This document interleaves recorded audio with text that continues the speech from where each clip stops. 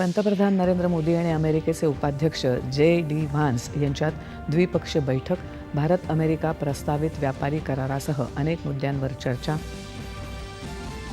सरकार आणि जनतेतली दरी कमी करून प्रशासनाच्या माध्यमातून जनतेसाठी नवनव्या संधी निर्माण कराव्यात. 17व्या नागरी सेवा दिन कार्यक्रमात पंतप्रधानांचं आवाहन.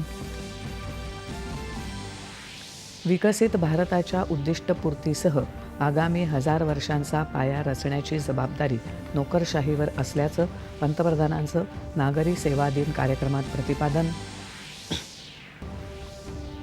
राज्यातले 18 प्रकल्प आणि नव्या 15 पायाभूत सुविधा प्रकल्पांचा मुख्यमंत्र्यांनी घेतला आढावा. निर्धारित वेळेत कामं पूर्ण करण्याची प्रशासनाला सूचना. कृत्रिम बुद्धिमत्तेच्या वापरानं कृषी क्षेत्रात आमूलाग्र परिवर्तन घडवता येऊ शकतं. उपमुख्यमंत्री अजित पवार. झारखंडच्या बोकारो इथे सुरक्षा दलांबरोबर झालेल्या चकमकीत 8 नक्षलवादी ठार. 1 कोटींचं बक्षीस असलेल्या नक्षलवाद्याचाही समावेश.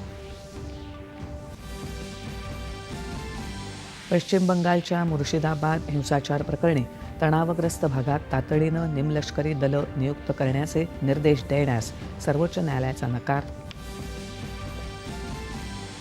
आंतरराष्ट्रीय दर्जाचा पहिला मराठी चित्रपट महोत्सव चित्रपताकाचं मान्यवरांच्या उपस्थितीत आशिष शेलार यांच्या हस्ते मुंबईत उद्घाटन.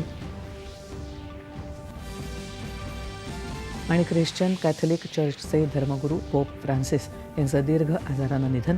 पंतप्रधान मोदी यांच्यासह जगभरातून शोकसंवेदना व्यक्त.